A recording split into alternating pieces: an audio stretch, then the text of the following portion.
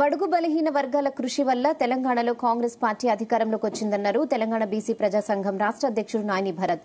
ఉప్పల్లోని Telangana BC ప్రజా సంఘం కార్యాలయంలో సమావేశం నిర్వహించారు. కాంగ్రెస్ గెలుపుకు కృషి చేసిన ఏ ఒక్క బీసీ నాయకునికి కార్పొరేషన్ చైర్మన్ ఇవ్వలేదన్నారు. కాంగ్రెస్ సర్కార్ తీన్మార్ మల్లన్నకు ఎంపీ టికెట్ కేటాయించాలని డిమాండ్ చేశారు.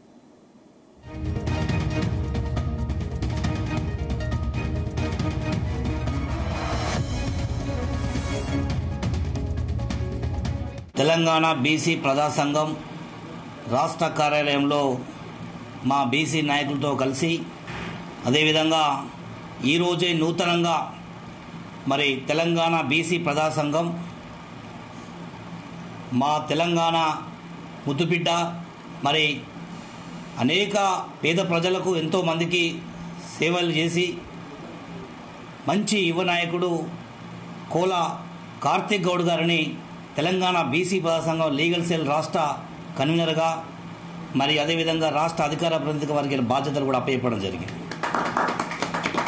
ఇవాళ ప్రధానంగా మీ మీడియా పూర్వకంగా తెలంగాణ ప్రభుత్వానికి మేము పలు విషయాలు వారికి సూచనలు ఇవ్వదలుచుకున్నాం. తెలంగాణ ప్రభుత్వం ఏర్పడడానికి బడుగు బలహీన వర్గాల పాత్ర ఇలా ఎస్సీ ఎస్టీ బీసీ మైనార్టీలు అందరూ ఎంతోమంది కృషి చేసి ఎంతోమంది కార్యకర్తల కష్ట ఫలితమే ఇవాళ తెలంగాణలో కాంగ్రెస్ పార్టీ అధికారంలోకి వచ్చింది. ముఖ్యమంత్రి గారికి మేము కూడా మా సంఘం కూడా నియంత పాలన పోవాలని చెప్పి కాంగ్రెస్ పార్టీకి అన్ని నియోజకవర్గాల మద్దతు తెలపడం జరిగింది. మీ అందరికీ కూడా తెలుసు. మేము ఇవాళ కాంగ్రెస్ ప్రభుత్వానికి రేవంత్ రెడ్డి గారికి మరొక్కసారి సూచిస్తూ ఉన్నాము. ఇవాళ ఈరోజు పార్టీలో కష్టపడ్డటువంటి ఎస్సీ ఎస్టీ బీసీ మైనార్టీ నాయకులకు కార్పొరేషన్ పదవులు ఇవ్వాలి.